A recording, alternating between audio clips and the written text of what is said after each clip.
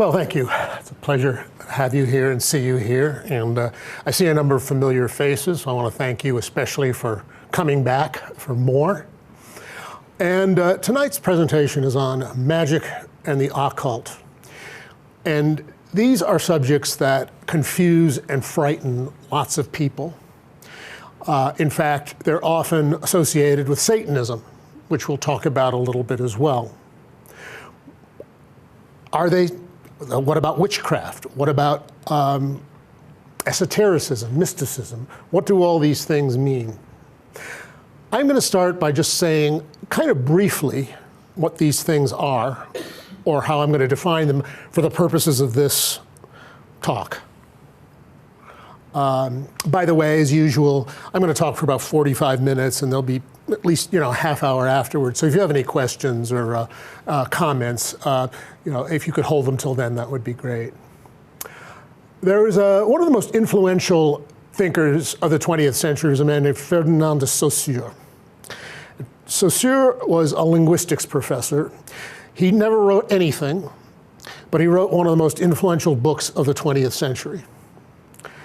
How did he do that? Well, he gave this linguistics course, and it was so good that when he died, a couple of his students got together, took their notes, got together Saussure's notes from his wife, and created a course in general linguistics, which is very, very widely read and very, very widely admired.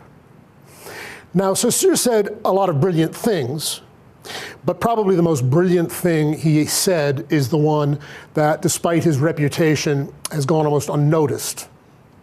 And that is, when you define something, start with a thing, not with a word.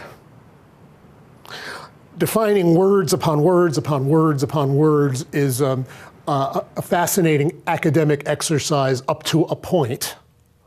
But it would be helpful to realize that maybe we're actually dealing with things and phenomena here. And no two things are alike, right? So with all of these things, we're taking like a basket of things and we're calling them the same thing just so we can talk and think about them. So I'm going to start with the simplest, which is the mystic. And the mystic, exemplified by people like John of the Cross, the author of The Cloud of Unknowing in the 14th century, is interested in one thing. He's interested in reaching God as soon and as directly as possible. Anything else is an obscurity. The Cloud of Unknowing is about this. The Cloud of Unknowing, which is a very short treatise written by someone whose name we do not know, said there's this cloud of darkness which is unknowing, or probably in contemporary English, oblivion would be the best word, or obliviousness between you and God. So you, through your mystical practice, strike at the cloud of unknowing, using a word like God or love. That is what the mystic is interested in. Nothing else. Nothing else matters. We could also talk about the esotericist and esotericism. And let's say the esotericist wants to do the same thing. But it turns out that the path isn't always that direct or that clear or that easily trodden. There are way stations on the way. You know that verse in the Bible where it says, "In my house there are many mansions"? Well, the word literally means way stations. And the esotericist is interested at least in seeing some of the scenery along the way. These are different levels of reality. They're characterized by different types of experience, different states of being, encounters with different beings. And these have been described elaborately in many different texts, which are many different traditions, which all, of course, are different, but as often happens, at least in my experience, the similarities among these are much more compelling than the differences. The Kabbalah is one example.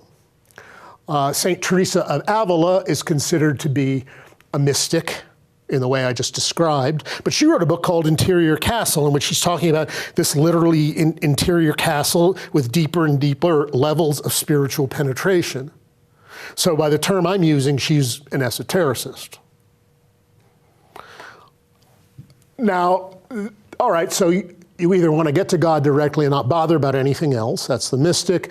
You want to at least see what's going on in between, because it might be of some interest. And anyway, you might not get to God exactly right away, because sometimes it takes a while.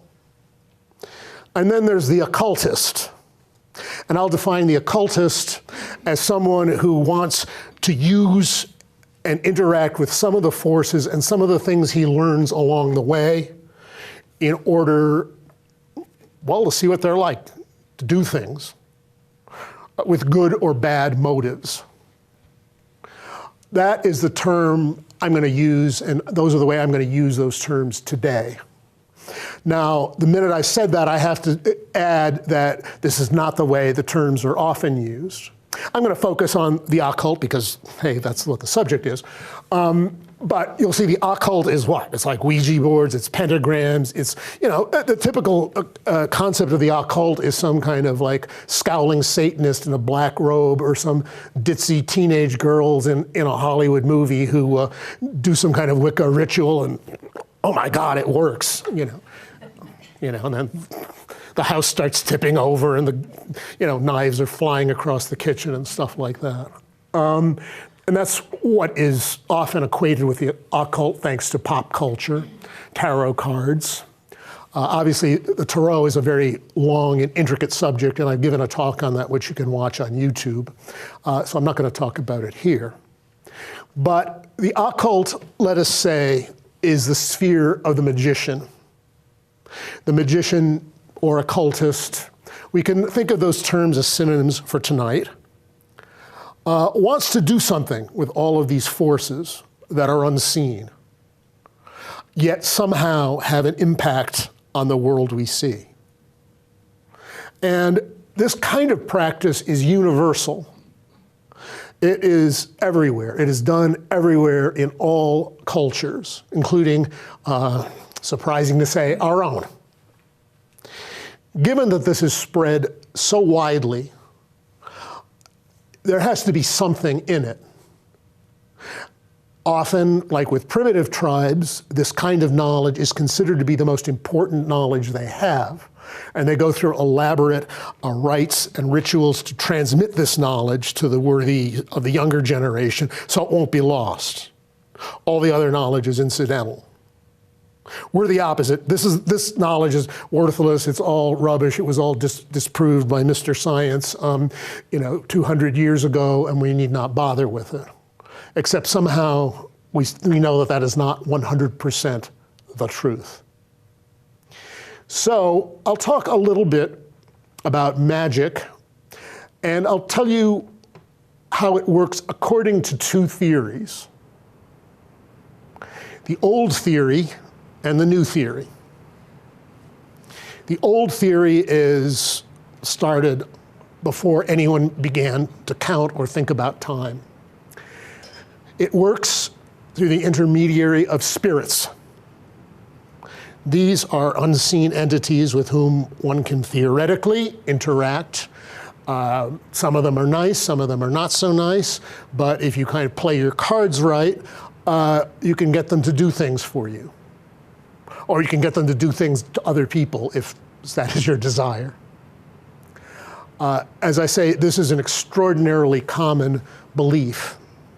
Now, the technical term for this kind of magic is goetia, G-O-E-T-I-A, which is a Greek word for sorcery. And what does it mean? It means basically what I just told you.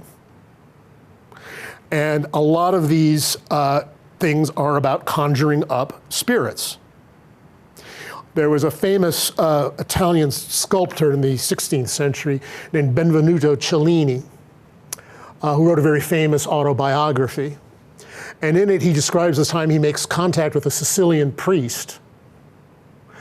And a lot of the occultists of the early modern era were priests who didn't have a lot to do or couldn't really quite get employment as priests. And the practice of magical ritual is not really all that different from the Eucharist and this and that. So it's kind of a natural kind of career fit. But anyway, he got together with a Sicilian priest and he said, well, you know, can you show me something? Yeah, I can show you this. So they got together in the Roman Colosseum. And Cellini's account of it is very weird because there's an assistant there, one or two assistants. And this is what Cellini says. Suddenly the whole place was filled with spirits.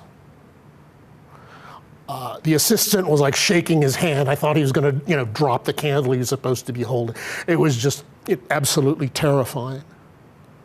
Now, one thing he does not mention in this account, which would be the most interesting thing of all, is what these spirits looked like. Did they really materialize like more or less humanoid forms? Were they like smoke? Did they look like Casper the Friendly Ghost? He doesn't tell us. And I find the subject enormously interesting. And the answers you get to it are rather oblique. So this was how it worked in the old days.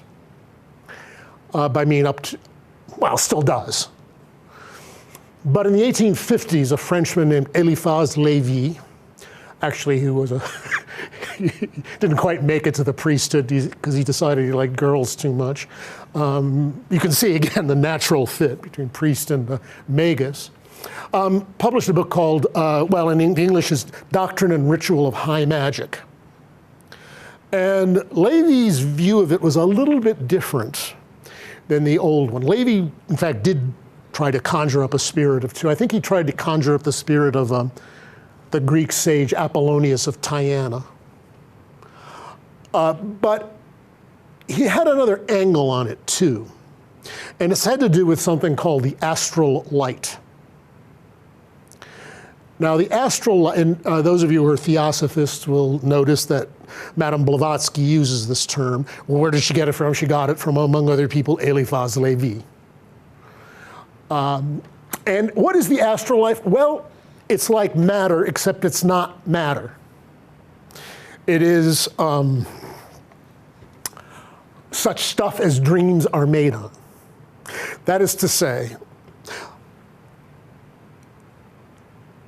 well, just for a second, picture a green lion. Can you imagine a green lion, some form or another? Well, notice something. Green lions don't really exist. But there is some kind of image that you have in your mind, and you could say it is made of a kind of mind stuff. Well, let's say you're kind of the creative type. Hey, you know, I kind of like this idea of this green lion, and you happen to be good at drawing, right? So you start drawing sketches of this green lion, and you have friends in Hollywood, and suddenly you've sold a very lucrative animated series about something that doesn't even exist, as we've all admitted, as you yourself admit. So thoughts have power, and I'll get back to this point in more than one way as the subject goes on. But the magical theory is this, that you can concentrate on this image in your mind and make it real, at least to the extent that it will start to have kinds of visible effects. The most famous case of this that I know of was by a Frenchman named Alexandre David-Néel, who was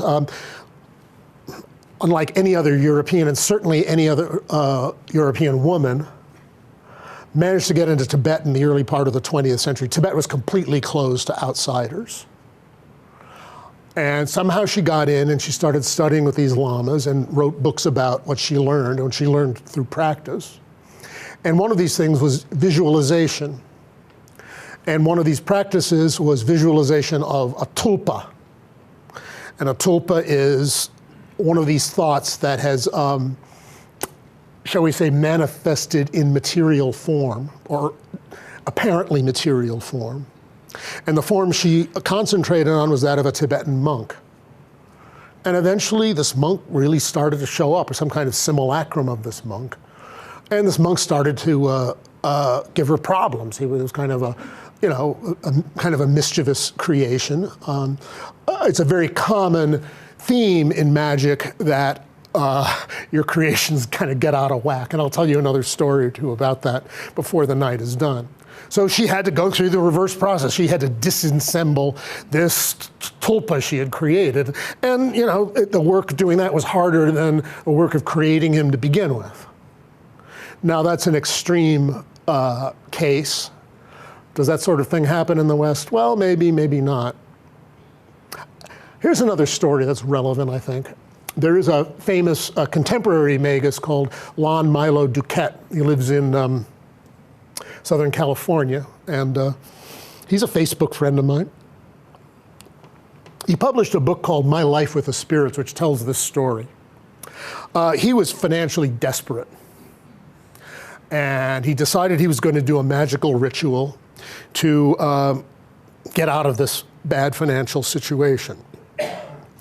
And he went to this text called The Keys of Solomon the King, written, I don't know, maybe, wasn't written by Solomon, maybe written 14 or 1500, and which had all sorts of spirits you could invoke who could get them to do certain things.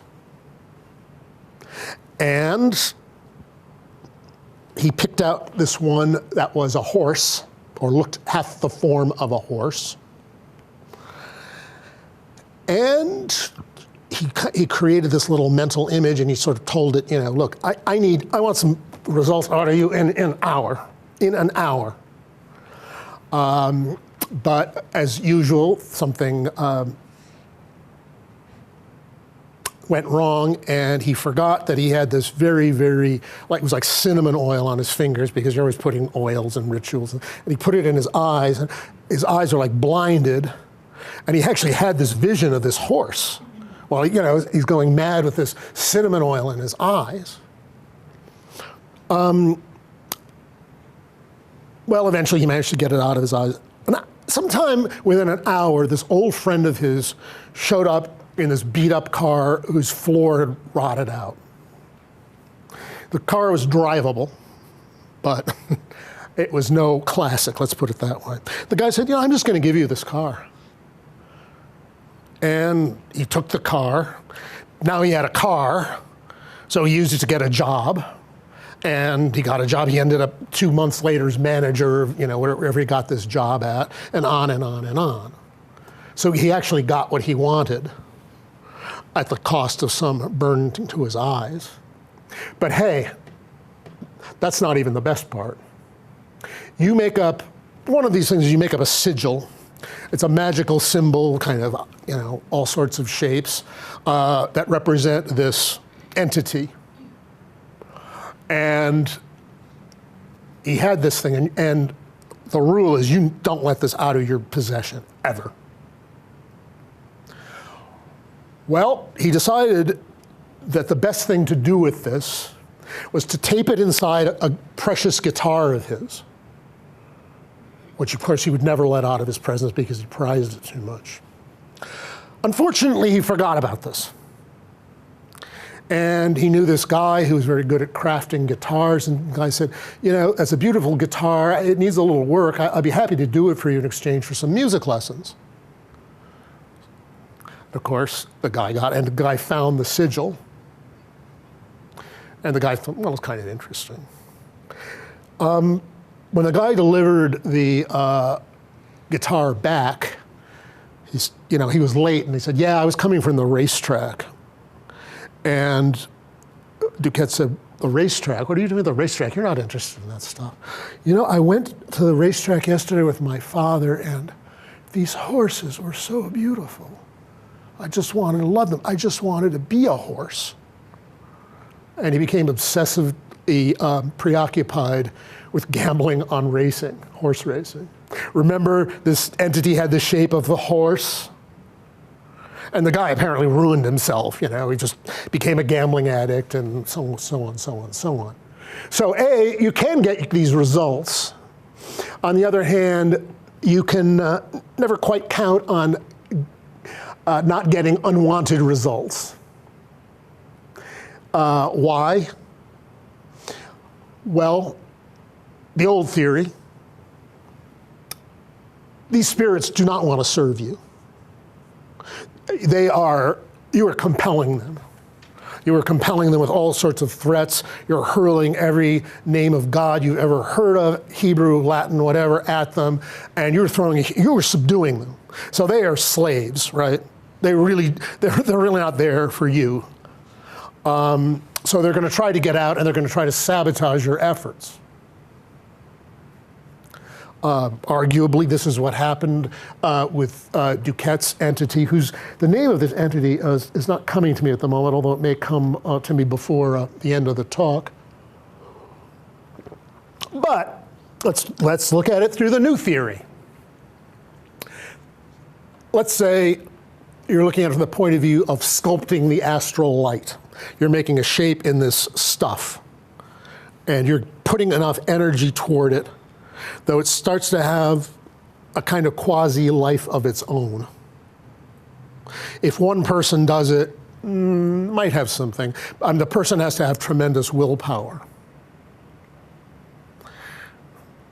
Powers of concentration. A group of people, well, starts to get really, really powerful. And yes, it can get very, very powerful, and things can get very, very weird. But if you're talking about sculpting the astral light, it's trying to sculpt nitroglycerin, which is a very sloppy, jelly-like substance that's also very explosive. And things can go wrong and do. So there are two theories about why things can go wrong. I don't know anyone who's ever had any experience with this who did not achieve some, shall we say, unanticipated and undesired results. Because you can't stipulate everything clearly enough.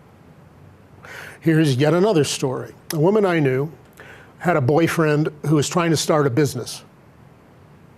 And this boyfriend needed $10,000 for his business. So she did some kind of magical ritual to get $10,000 for her boyfriend. Well, just around this time, she was finishing medical school, and she was moving out of her med school dorm, and she had her car packed with all of her things, and this car was broken into, and everything was cleaned out. What did the insurance settlement amount to? Again, it works. I mean, you can't say it didn't work, and you might be able to list off enough conditions so somehow, the usual Wiccan formula. Wicca is a form of modern paganism, which is another lecture that I'm not going to go into very much here. But they will say, "and it harmed none," and being archaic English for if it harmed none. Well, that maybe is a little bit more of a protection. But you are playing with realms that people don't really know too well, particularly in this culture. And it's bound to have some kind of, repercussions. Let me tell you a story from my own experience. When I was at, this is really true. That time I was in wizard school in England, just like Harry Potter. Except it wasn't very much like Hogwarts. We're all holed up in this old English country house, and we're training in this stuff. So at one point, you learned how to raise and direct power, which is basically the same as life force. Chinese masters get so good at it that they can throw it at you and knock you over from a distance. I think this happened to Bill Moyers in one of his documentaries. So I thought, well, all right, I had this project I wanted to do. So I would put all of this toward this when I was sitting there. And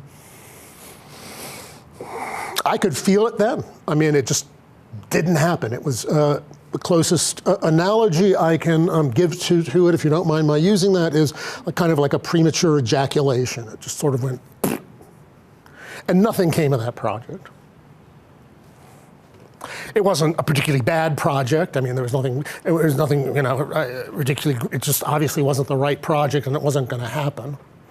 So there. So this is somewhat like the whole magical world. Now, you'll see a lot of symbols of one sort or another, and tools.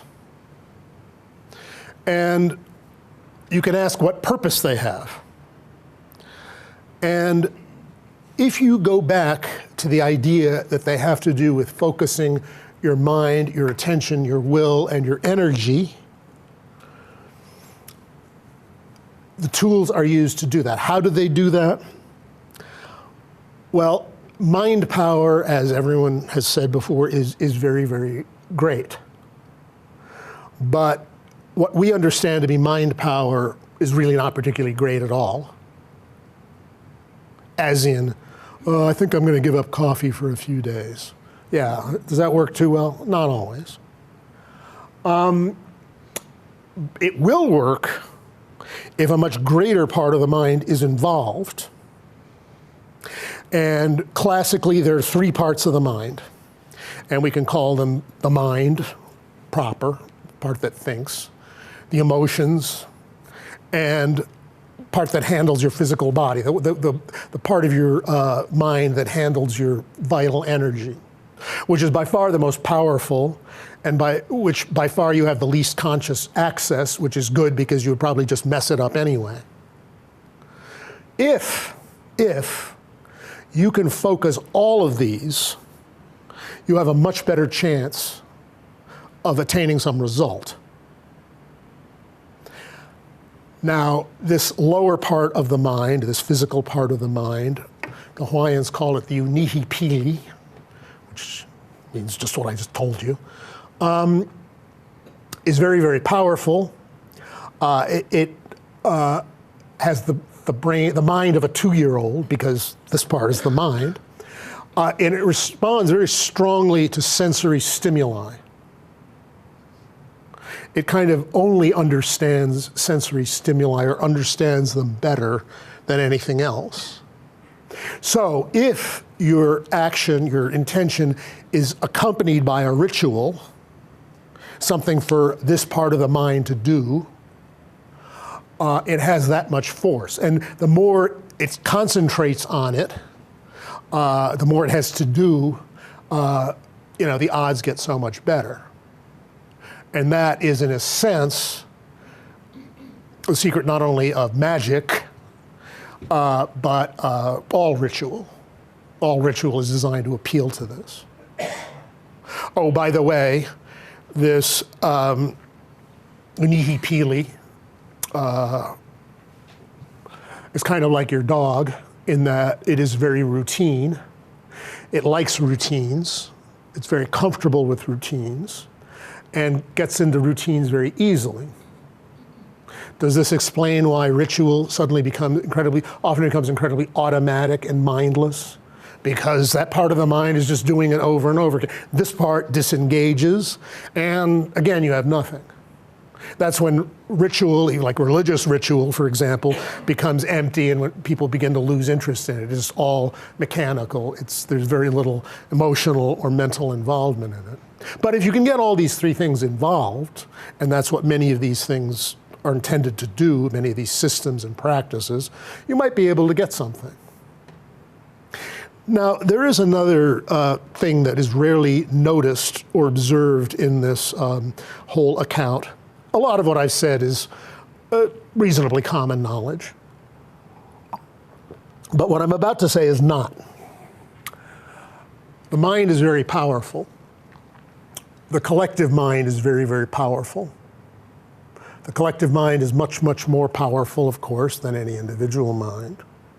And I strongly suggest that the belief system that a culture lives in, kind of the atmosphere of belief, so to speak, greatly conditions the kind of things that can happen and do happen.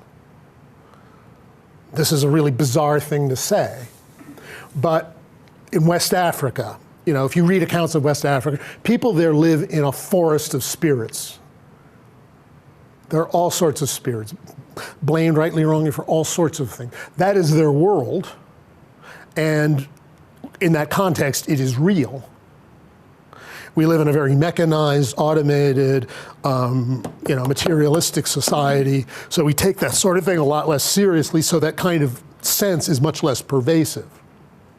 Nobody is strong enough, really, to totally countervail the presiding, well, sometimes it's called consensus trance. So this sometimes, I think, explains why these things are much more common in other cultures. It's not the fact that people believe in them, not only are going to make them more credulous, but in a way open more of the gates for it to happen. Whereas you're trying to do something on this on your own here in the good old land of air conditioners and cars and whatnot, it may or may not work. You can have all sorts of motives for doing it. I have a Facebook friend who's just published a book. It's on magical rituals for social action. And he got quite a bit of attention for himself by very publicly holding a series of rituals to bind none other than the current president of the United States. Do they work or not? I don't know. But people can try this, I suppose. If we lived in a society where this belief was more pervasive, it might work quite demonstrably. There are American Indian legends of whole civilizations on this continent that were destroyed because of sorcerers who got into occult warfare with one another. I certainly think it's possible.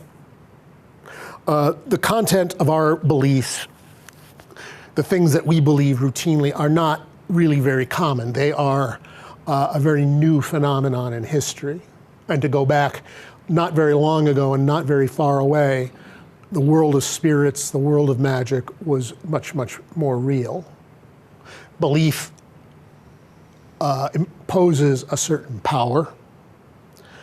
But if it's just your belief, it might not have, maybe not. But if everyone believes it, to tell you the horrible, ghastly truth, it's true. Or at least you think it is. I mean, there are a lot of small children who see spirits.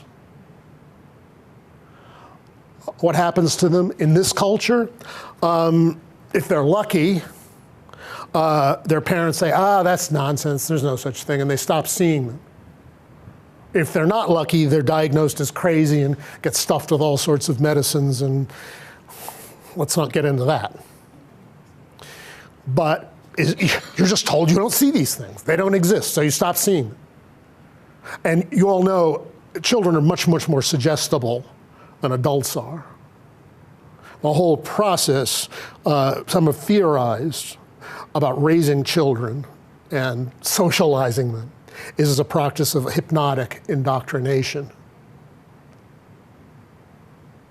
which is much more powerful than, you go to the hypnotist and he puts you under and, you will quit smoking, and it might work and it might not.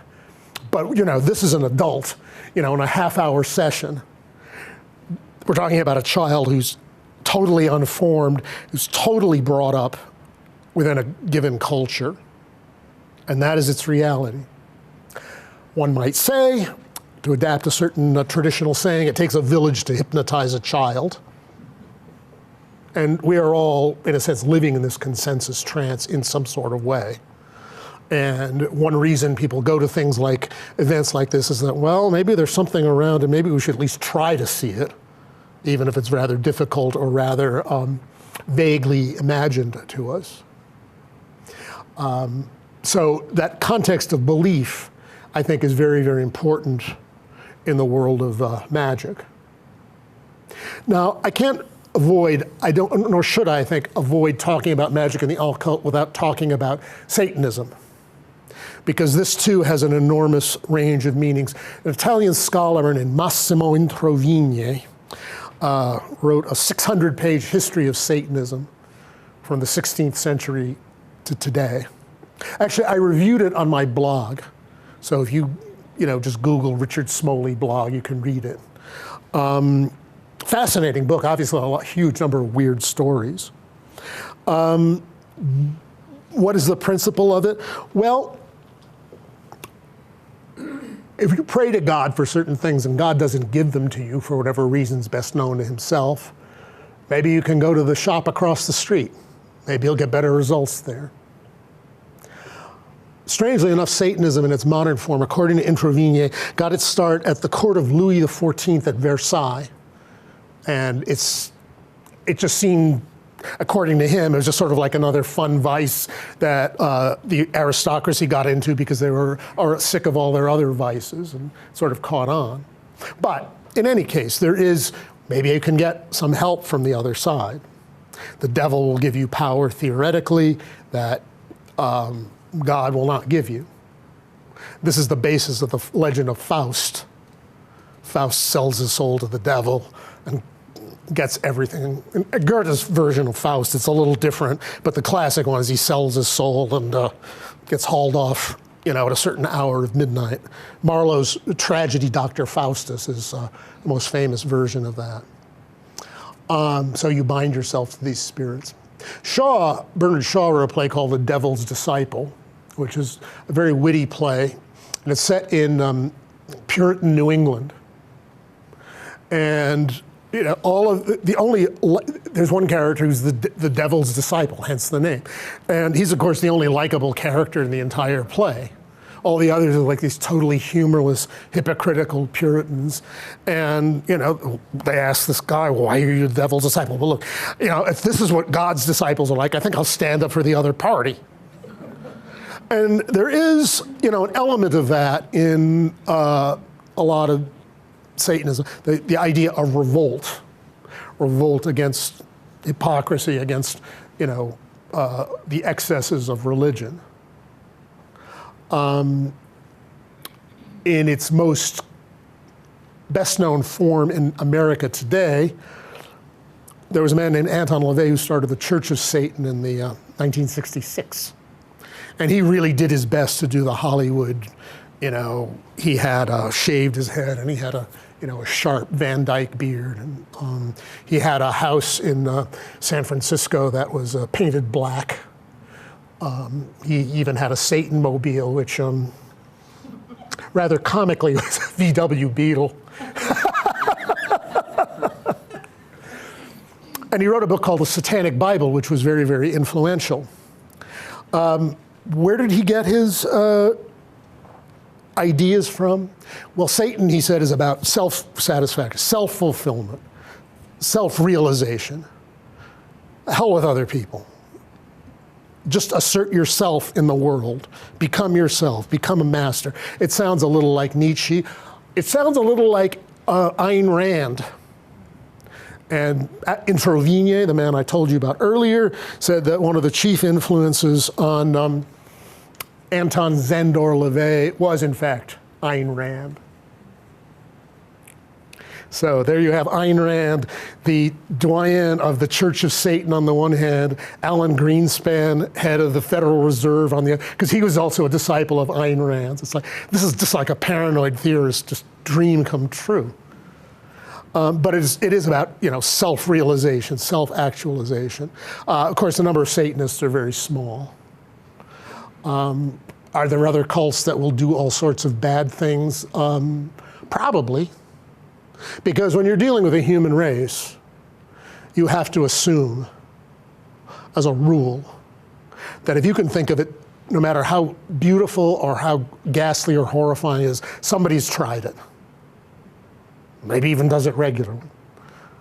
I'm not even going to mention the grotesque possibilities, but yeah, they're probably out there.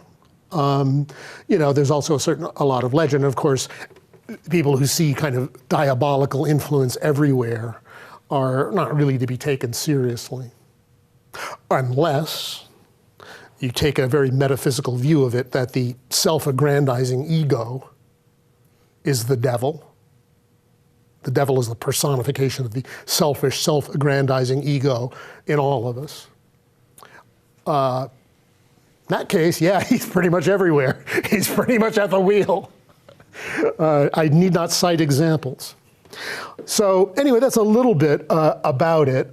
It's there's certainly a lot of nonsense about it. Satanism does not necessarily have to do with magic or the occult. It's sort of, shall we say, a small subsection of it.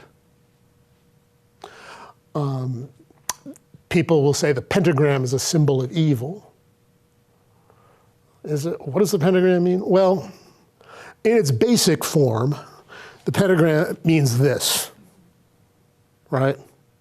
It stands for the embodied human. And as such, there's nothing evil in it. There are pentagrams inscribed on the floors of medieval churches.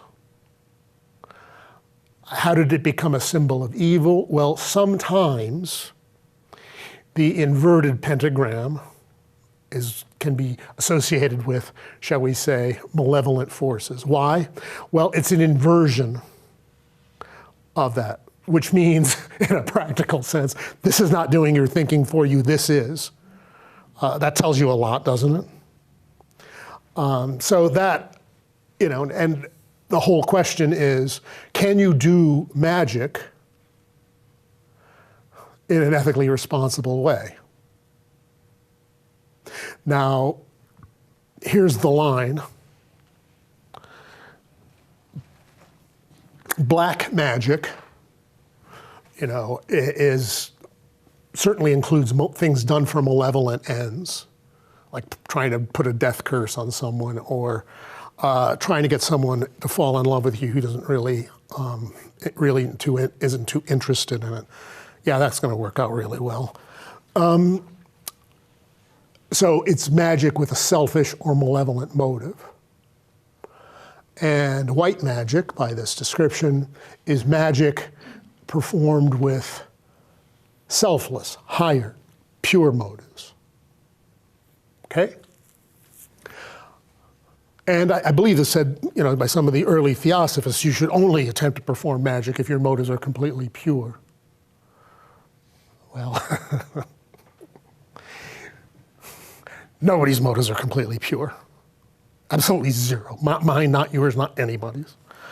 There's a little bit of the dark side in all of us. I really hope that you did not hear this for the first time tonight.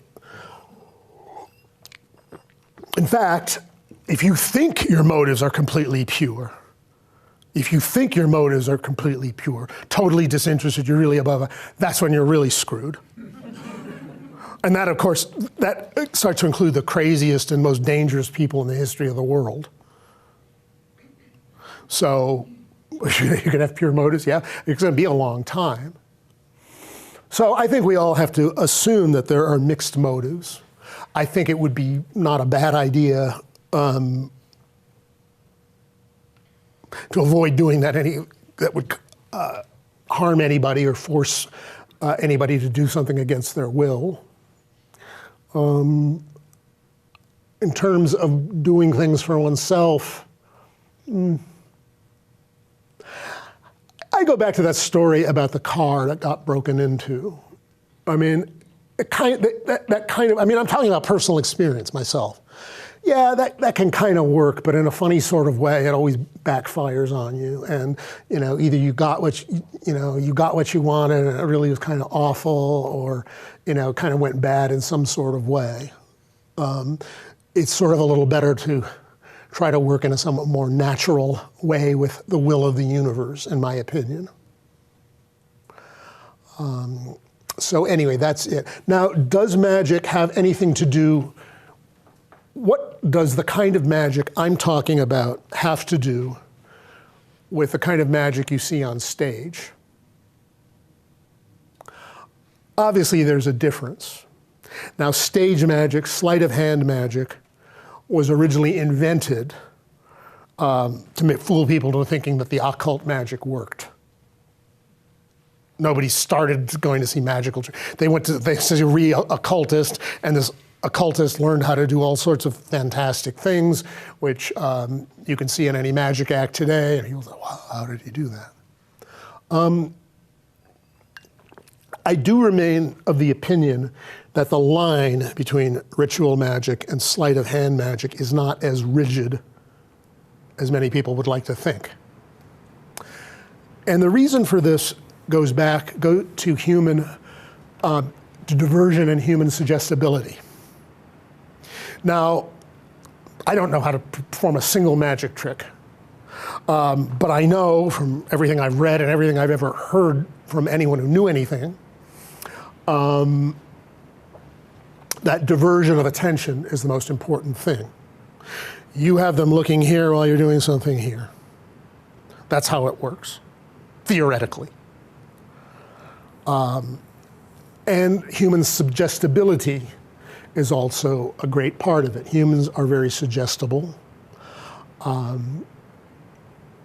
We live in a kind of low-grade hypnotic trance, some say, just in ordinary waking life. So we can be kind of diverted.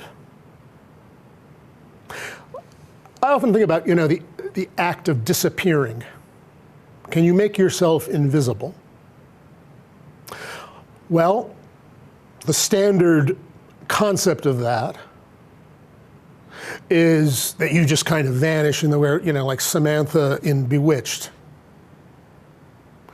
In ancient literature, like in the Aeneid of Virgil, the god covers him with a mist of invisibility. That's the way that they envisaged it. But if you really wanted to be invisible, what would be the easiest way to be invisible? Not be noticed. Because, quite frankly, most of us do not notice most of the things that are in this room at this time. This happened to me this morning. I was at the Fountain View Fitness Center. And the Fountain View Fitness Center has this televised weather screen, and the weather has no relation to what's actually going on. It's sunny and 70 according to this weather. Now it's 59 and raining. I mean, it's just hilarious, and it's been like this for a long time. So I told one of the clerks that, she sees this thing more than I do. Her desk is right there. She said, "Oh, I never noticed that." This weather screen is just totally irrelevant and almost contradictory to what's really going on, and she just never simply noticed it. So, and people do not notice things. So all you have to do, assuming you want to be invisible, is let yourself be unnoticed. And that's probably a trick you can practice. Some people are trying to do exactly the opposite. They want to be noticed all the time. But as I think just about every celebrity has learned, that there are certain disadvantages to that little life strategy. Anyway, these are the main points I wanted to go over, and it's about time. So let me open up the floor to whatever you might have to say. I've read that the Church of Satan, the LaVey thing, he was he's an atheist, right? They say. How do you explain, could you explain the relevance of that or how that fits into some of the theoretical ideas you had? Well, there was he had a career for a while as a carnival barker. So there was kind of a bit of circus theatricality in the whole thing. Did he take the concept of Satan seriously? Probably not. And this led to a big split, as a matter of fact, in the Church of Satan in 1975. Because there were Satanists who think, well, there really is an entity that we would like, a supernatural entity that we identify with Satan. And they broke off and they became the Temple of Set. Identifying Set, the putatively evil god of the Egyptian pantheon, with Satan. I don't think there's any connection between those two, by the way, but they did. So no, I don't. No, it was a lot of it was kind of a charade. But his whole thing is, hey, I'm playing this game. I'm not pretending that I'm not lying to you. I'm lying to you, okay? I'm telling you that I'm lying to you, so I'm not lying to you. And if you do that entertainingly enough and with enough kind of, pizzazz, you get to be a consultant on Rosemary's Baby, for example, which he was. Anyone else? Yeah. sigil magic, I was wondering what you thought of corporations using sigil magic on the masses, and like you said, the more people that are focused on it, it draws energy to it and creates more power. So they put it, most, I believe, corporate logos are sigil magic intentionally, and that's why most the main corporations stay in power. And that was one question. Also, and that keeps us in a trance. And I believe we're in a trance. Most people are sleepwalking. Helps. But also, as far as you didn't touch on gematria, as far Chaldean gematria or Jewish or. I can talk about that a little bit. What you thought of that? Yeah. All right. Well, let me talk about sigil. A sigil is a magical symbol. They range, but in a sense, you could say most simple geometric figures can be used as sigils. They are symbols, right? Now, these symbols, the cross, the swastika, the crescent, the circle, all of these things are very, very powerful. The triangular, the thing that both the peace movement and Mercedes-Benz seem to share in common. All of these things are very powerful. They have no meaning per se, because the level of the symbolic touches a level of the mind that is beyond meaning. But you can attach meaning to it if you want to try. And the swastika is certainly the most famous example. I have an article called A Twisted History of the Swastika, which is online, which shows you how that whole thing developed, if you really want to follow that.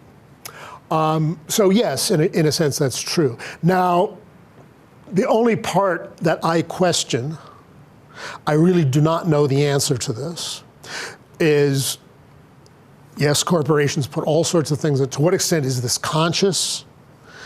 Or whether they're doing it, in a sense, kind of unconsciously themselves, I don't know. Do they have some magus back there doing that? I don't know. I kind of doubt that. I think there's kind of more of an intuitive use of power, and everybody uses symbols, rather than kind of an intentional conspiracy-like view. That would be my personal take on it. But I'm not wedded to that point of view. All sorts of things can go on without our knowing about it. Well, gematria is adding up the number values of the letters of a word. And if the value of two different words are the same, there is some kind of either equivalence or relation or identity between them. That is the theory. This gives you some pretty funny results because, hey, guess what? The letters for the Hebrew word for snake or serpent, nahash, add up to the same value as the letters for Messiah. And some, is it some length, the snake in a secret sense, the Messiah? I mean, some have come to that conclusion, and that is the kind of conclusion you can draw from that. And plenty of people do. It is fascinating. I would say this about it. It is a useful contemplative device, but I would avoid getting locked too much into asserting, equivalences. What you're doing by this is stimulating your mind to make connections. And it's the stimulation of the mind and the connection that the mind makes within yourself, the kind of integration of the mind, that's more important than, this kind of secret code. That is my personal opinion of it. From a little bit of experience. So I think it's fascinating. I think it's interesting to contemplate. But like a lot of things in this area, if you kind of glom onto it as the truth, you're probably off course a little bit. That would be what I would say. And gematria in English is always a little bit artificial, because Gematria was invented probably by the Greeks, believe it or not. Actually, the earliest instance of Gematria is on an Assyrian carving from the 8th century BC. But, well, there's a graffito from ancient Rome, and it said, add up the letters Nero, Caesar, and killed his mother, they're the same. It was widely believed, very likely because it was true, that Nero killed his mother. But notice that if this was well known enough as a kind of device that some Roman juvenile delinquent could scrawl it on a wall, it must have been pretty well known. The Hebrew instances, and Hebrew also has letter number equivalents, are later. In Hebrew, of course, it's called gematria, which is, guess what, a Greek word. So the Greek, if you do it with the Greeks, it's called isopsephy, I-S-O-P-S-E-P-H-Y, if that's of any interest. So I think it's an interesting contemplative device. Proving anything with it is, sometimes it was used as a code. I mean, the most famous example is 666. 33, yeah. Well, where does that come from? It comes from the book of Revelation, where the number of the beast is 666.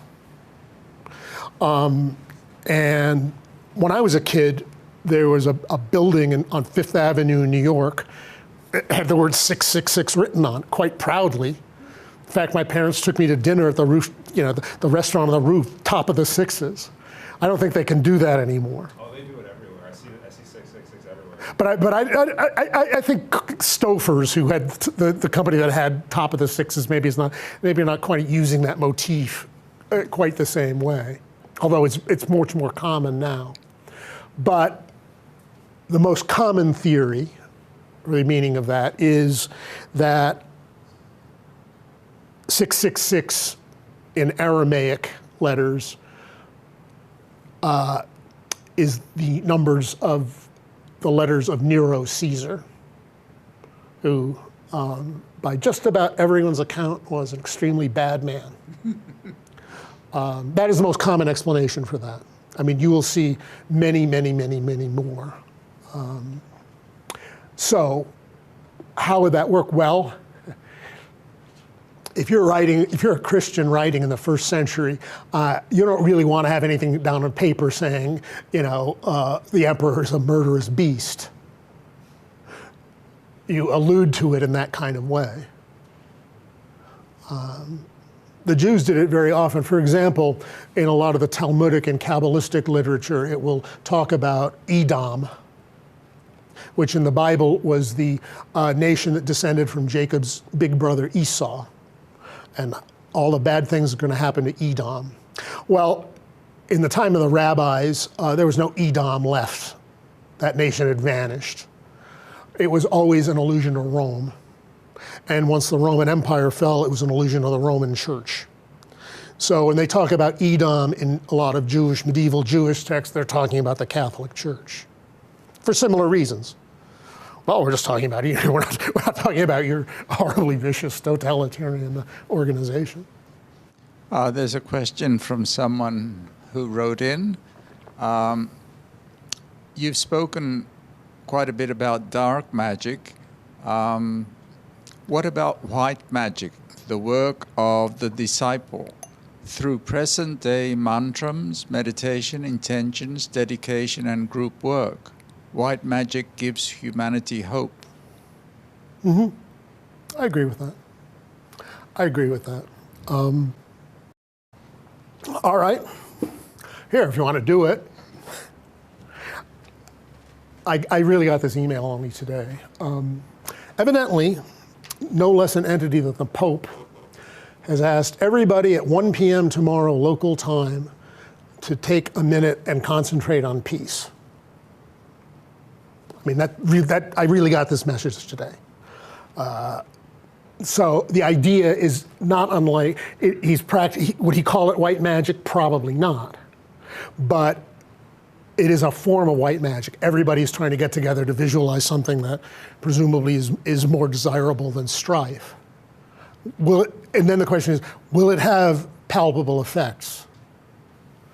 It's always very hard to see direct effects.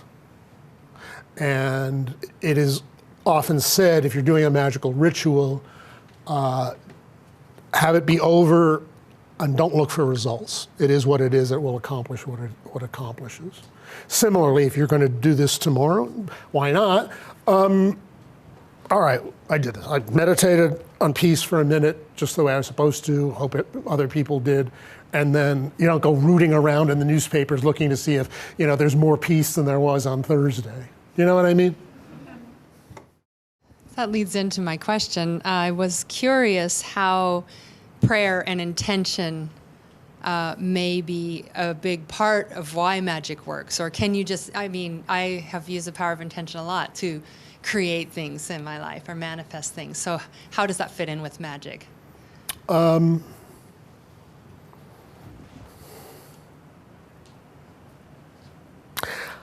power intention as used today is, shall we say, a more streamlined version of some of the things I'm talking about.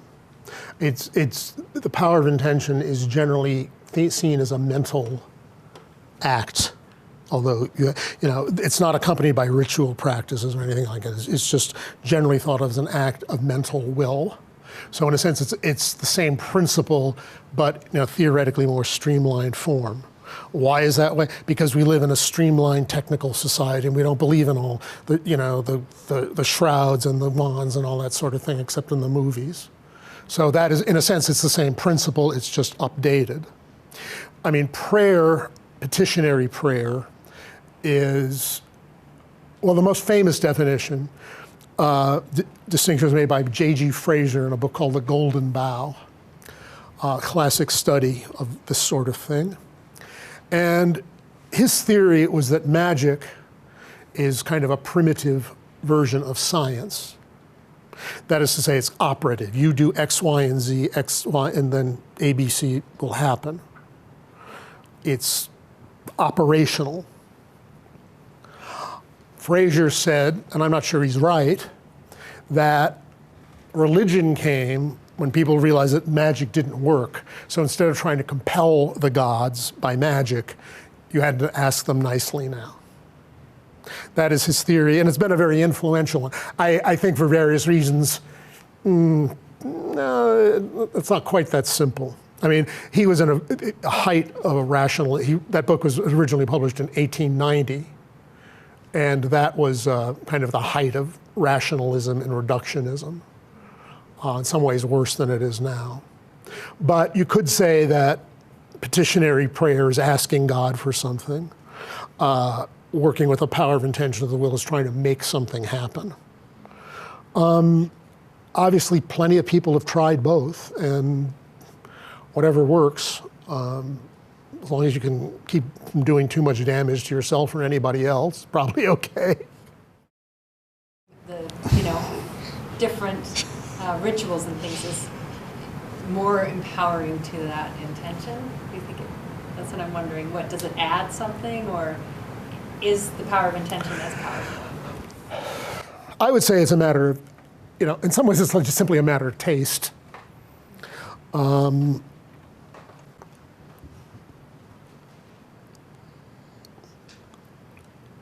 Magic can be done in a lot of ways, from the very, very simple to the very, very complex and arcane. As long as you kind of keep to the principles, and focusing intention is kind of one of those. The basic differences I don't think are that great. And as I say, as a matter of personal taste. I really love dressing up in these blue robes associated with the Sphera Hesed and the planet Jupiter and all kinds of stuff. I think this is really cool, or this is neat. So you do that. Someone else says, I feel ridiculous in this stuff. And they're not going to do that. It's not going to work for them. In a way, it is, the answer I would say is a rather pragmatic one. it sounds like there is not much chance for magic to go right. So what would be the real benefit of it? That's the first one. The second one, do some people have a natural ability for magic? I would say yes. People do have some ability for it. And maybe that's the answer to the first question as well. There's some people who are going to be better at it. There are people with a knack for it. Some people claim to have it handed down in families. Some people have psychic powers without ever having asked for it. I knew a woman who had the power of psychokinesis. And one evening at my house, she was rather bored, and there was a lit candle on the mantelpiece. And part of this wick, it was very weird. Part of the wick, the lit wick, detached itself and started making its way down the candle in a kind of serpentine pattern. I had no idea what to make of this. And later my girlfriend said, well, I saw Vlad and Natasha giggling, and I think they may have had something to do with it. And Natasha, of course, she's Russian. What else would she be? She reminds me greatly of Madame Blavatsky, and I think, that's enough. I don't know. She's a good friend of mine. The conversation you were having before the two questions somewhat conjured up into my mind Jung's theory of synchronicity. Could you comment a little bit about that? Yeah.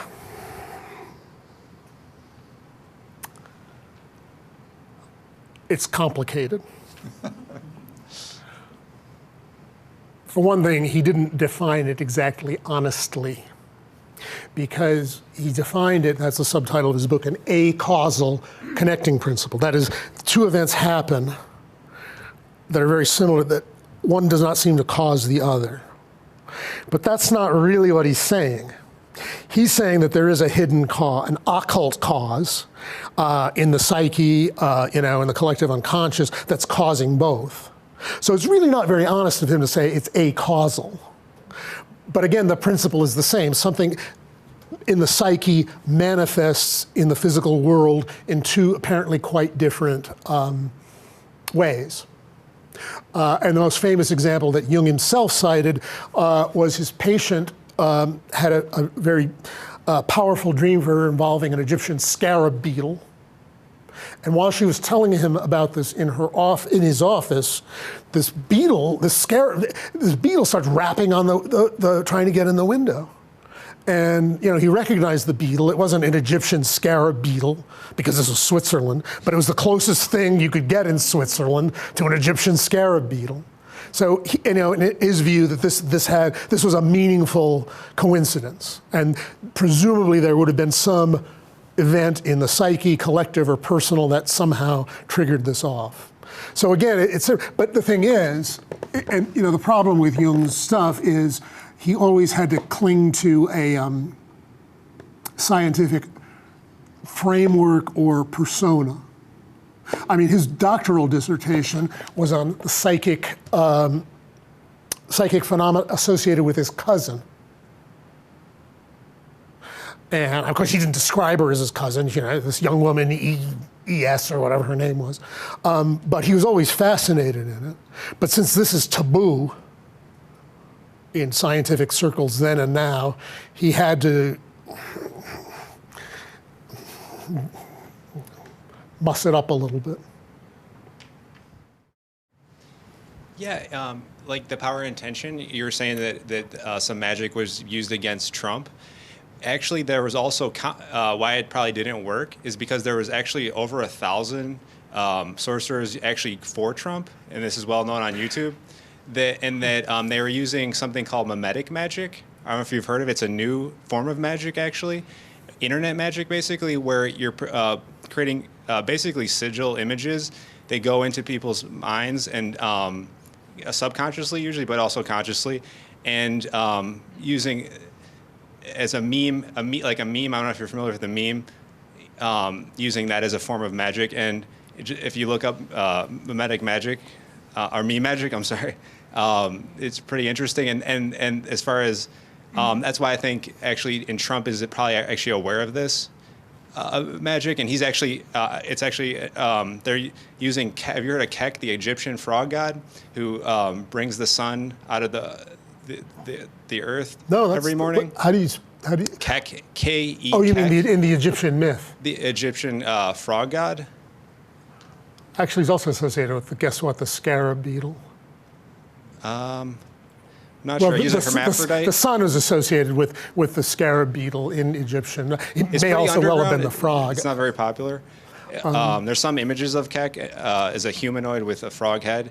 How does it spell? K-A? K-E-K-A. And oh yeah, I have seen. And actually, Trump has symbolically done things that Kek does, and I'm pretty sure he's probably aware of it at this point. And Trump might actually be a sorcerer himself. I don't know if you think of that. But also one other thing. That I don't know, but I mean, I could well imagine there are plenty of pro-Trump sorcerers working in the other direction, and that's another thing with magic because, hey, you can get into these magical battles. Kek, I've heard about it. I haven't really looked up very much. Yeah, as far as the Kek is into repeating numbers, and that's actually how you can prove. That's what a lot of occultists believe, that God is when it's all chaos, and then when you find chaotic numbers, and when you find repeating numbers, therefore there's consciousness and God there, and that's actually what Kek does. He does is repeating numbers. That's interesting. And as far as 666, 77, Aleister Crowley, use 777, and is there what do you thought of repeating numbers like 33? If there's any significance of 33, or what you thought of that? Well, basically.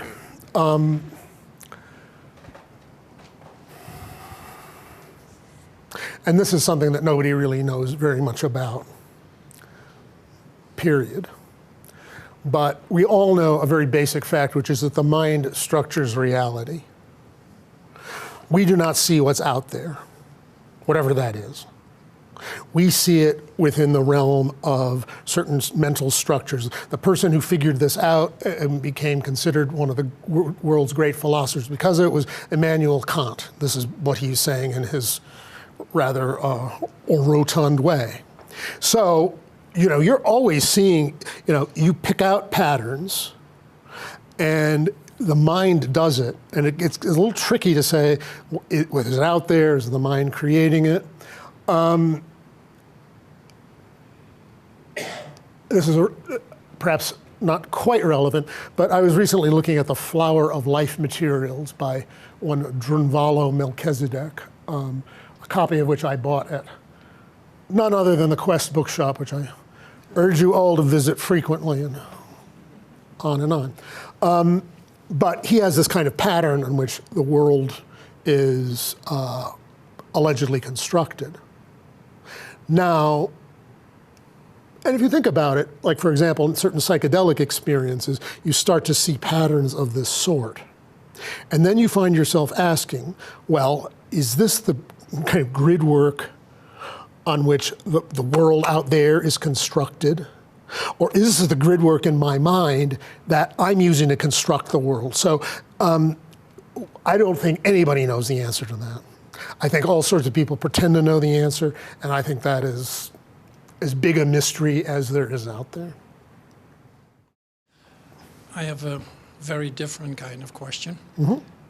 You're obviously a scholar of magic and the occult, and you've struck me as being very open-minded about that. What is your standard of evidence that you use to even realize that there is something like magic? I mean, any real evidence of that, and you'd be a multimillionaire, as you well know. What is your standard of magic to assume that anything is true with respect to all of this? Well, the principle I use is basically, and one that was kind of taught to me, is in a sense kind of neither accept nor reject. That is to say, particularly with all sorts of magical experiences, all of this thing, I simply have no idea. But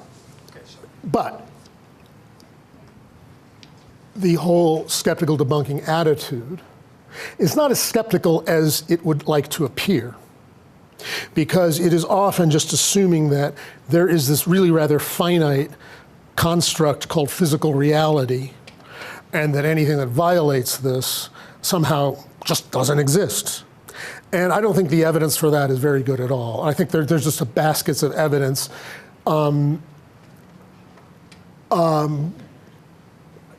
But, you know, to some extent, I suppose it's prejudice.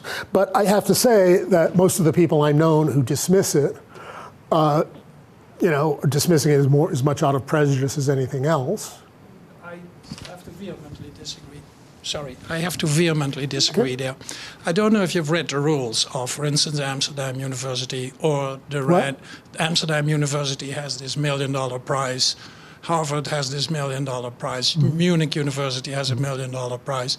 If you read the rules, you don't have to prove that something is physical. You just have to prove that something occult happens, and it is very broad, and nobody's ever been able to do it. Do you know how high the walls in those esteemed universities are against this kind of thing?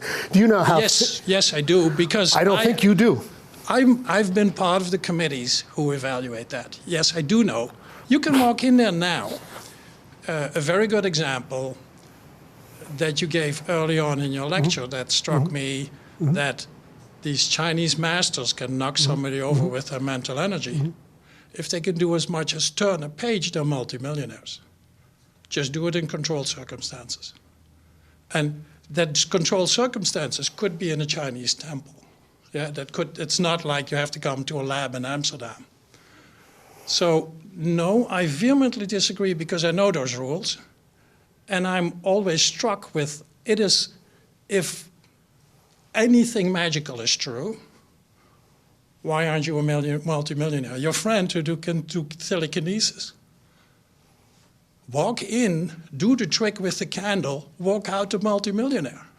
Why doesn't that happen? Or tell them, come to my house, come to your house, and see the same thing there. Well, the people I know who are multimillionaires don't do it that way, which may either prove or disprove what you're trying to say. I do think there is a fair amount of evidence that these things do happen. Do they happen under? I just named any number of things. But of course, under controlled circumstances, maybe. On the other hand, are controlled circumstances, and you better ask yourself this very seriously, my friend, are your controlled circumstances designed to prevent anything from happening?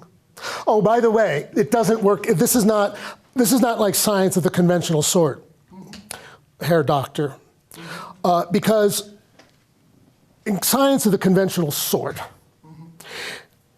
you perform an experiment. You're stuffing lipstick down the throat of the rat until it dies. Well, it took this much lipstick stuffed down the throat of the rat to die as an experiment that I'm sure you know is performed.